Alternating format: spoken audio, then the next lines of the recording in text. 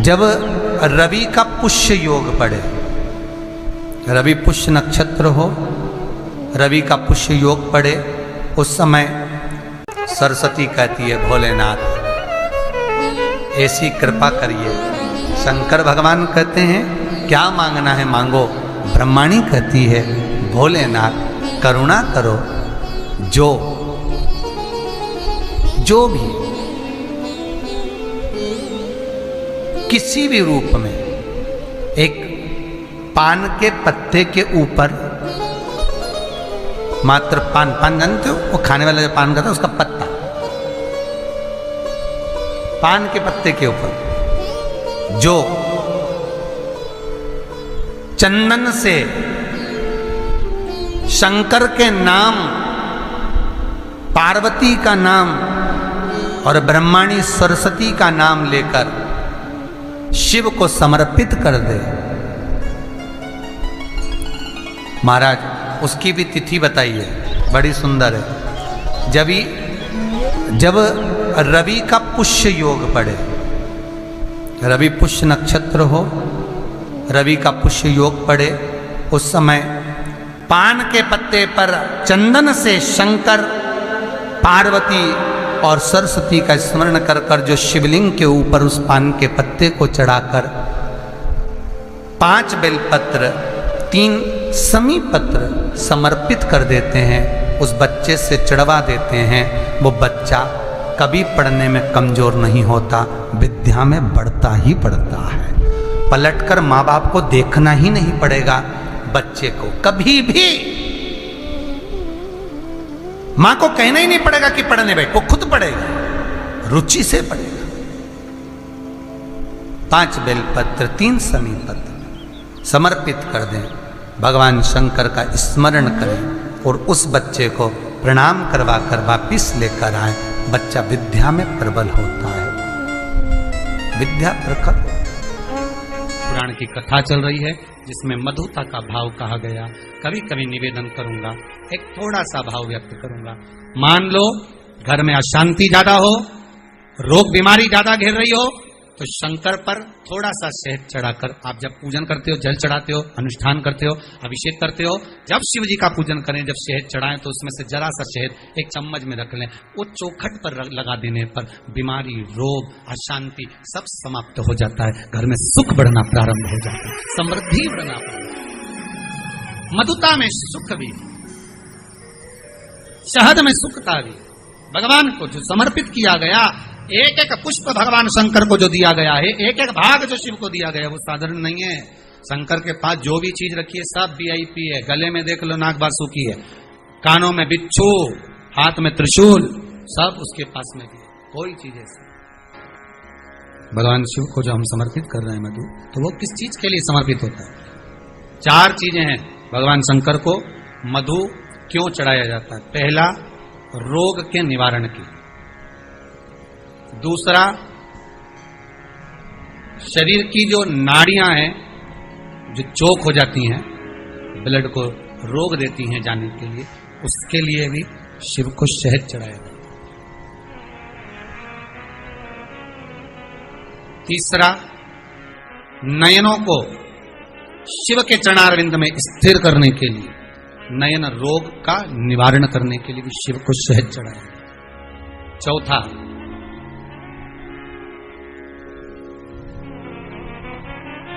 भगवान शंकर छोटे छोटे जीव जो शिव से दूर नहीं है, कंकर से जो चिपके हुए हैं, जो कहीं जा नहीं सकते, उनको कोई पूछता नहीं, सब उनके विपरीत हैं। शिव उनको अपने करीब में लाकर पूरी सृष्टि का संचार करने के लिए, अपने नजदीक लाने के लिए, शंकर उस सृष्टि खंड को अपने आनंद सुख में लेने के लिए उस शहद का पूर्ण अभिषेक, शहद मधु इसलिए संपूर्ण विश्व कल्याण के लिए। अकाल मृत्यु वो मरे जो काम करे चंडाल का, काल उसका क्या बिगाड़े जो भक्त हो महा। रविवार को अगर लोटा भरकर शिव को समर्पित करा जाता है तो घर में तेज लक्ष्मी प्राप्त होती है। सोमवार के दिन भगवान शंकर को अगर जल चढ़ाया जाता है तो हमारे घर में शीतलता का अनुभव होता है। मंगलवार को अगर शिव जी के मंदिर में, शंकर के मंदिर में जाकर 1 लोटा पानी चढ़ाया जाता है तो हमारे कार्य में उन्नति होती है। बुधवार के दिन अगर शंकर पर 1 लोटा पानी चढ़ाया जाता है तो जिन लड़कियों का विवाह नहीं हो रहा, जिन बच्चों का विवाह नहीं हो रहा, उन बच्चों के भी विवाह हो जाते हैं हमारा। गुरुवार के दिन अगर शिव जी के मंदिर में पानी चढ़ाया जाए, जल चढ़ाया जाए तो घर में विद्वत्ता का अनुभव होता है हमारा, बच्चे पढ़ने में प्रखर होते हैं महाराज। शुक्रवार के दिन अगर शंकर के मंदिर में जल चढ़ाया जाए तो नारी का अखंड सौभाग्य होता है महाराज। शनिवार के दिन अगर शिव की आराधना करी जाए, शनिवार के दिन अगर शंकर को जल चढ़ाया जाए तो जिंदगी में व्यक्ति की शिव पंचायत में गुड़, चावल, लाल फूल और लाल मिर्ची के 11 दाने पानी के कलश में तांबे के लोटे में लेकर हाथ को ऊंचा कर नेत्र, नासिका, वक्षस्थल के सम्मुख में जो सूर्य नारायण को अर्घ देता है, जल चढ़ाता है, पर जो सूर्य को अर्घ रविवार के दिन दे देता है, अगले रविवार तक पैसे की आवक आना प्रारंभ हो जाती है। जो आज तक फोन नहीं उठाता वो फोन उठाना चालू कर देता है। माता जी से पूछते हैं इसको कहां लेकर जाऊं, मेरी पत्नी को कहां ले जाऊं, ये दरिद्रता जाए तो जाए कहां, इस दरिद्रता को कहां लेकर जाऊं, कहां रखूं इसको। इतने में दुर्वासा जी ने कहा, सुन दुस्साह मुनि, अपनी पत्नी दरिद्रता को अगर कहीं लेकर जाना है तो जो नारी, जो स्त्री शाम के समय पर चोटी करती हो, झाड़ू लगाती हो, या जो स्त्री दोपहर में सोती हो, उसके घर में इस दरिद्रता को लेके प्रवेश कर जाना। वैसे मुझे उम्मीद है करमाला की माताएं दोपहर में नहीं सोती होंगी,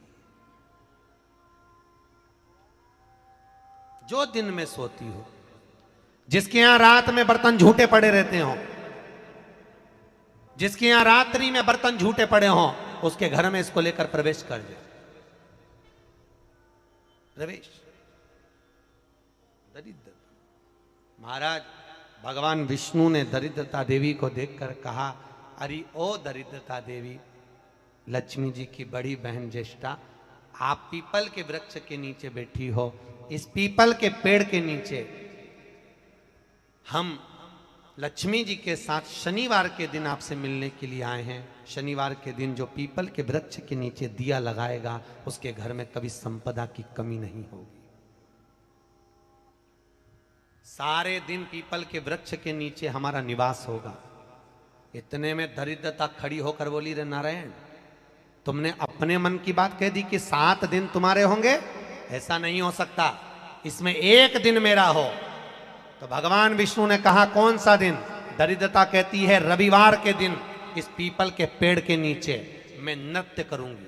और अगर पीपल के वृक्ष के नीचे रविवार के दिन जो परिक्रमा करेगा या पीपल के पेड़ के नीचे आएगा, उसके साथ में उसके घर में प्रवेश करूंगी। इसलिए हमारे हिंदू धर्म में रविवार के दिन पीपल के पेड़ के नीचे नहीं जाया जाता, पीपल की पूजन नहीं करी जाती, पीपल की परिक्रमा नहीं करी जाती। कौन से दिन? जम के बोलो जरा, रविवार। और जिसके यहाँ दीवार पे पीपल लग जाता है या कहीं पीपल का पेड़ लग गया अपने दीवार पर, घर में कहीं पर भी, तो पीपल निकालने का भी नियम है। अगर आप दीवार में से पीपल निकालोगे तो बार बार काटोगे, बार बार लग जाएगा, फिर काटोगे फिर लग जाएगा, फिर निकालोगे फिर लग जाएगा। दीवार में पीपल लगता ही रहता है। अगर दीवार के पीपल को निकालना है तो नींबू और मिर्ची, इन दोनों को 3 घंटे पहले पीपल के पेड़ के नीचे रख दीजिए, और रखने के बाद में फिर पीपल को रविवार के दिन उखाड़कर कहीं दूसरी जगह लगा दीजिए। उसके बाद कभी दीवार में पीपल नहीं। रवि के पुष्प नक्षत्र का यह वीडियो आपको पसंद आया होगा तो लाइक करिएगा, शेयर करिएगा। मेरे चैनल में नए होंगे चैनल को सब्सक्राइब करिएगा। श्री शिवाय नमस्तुभ्यम।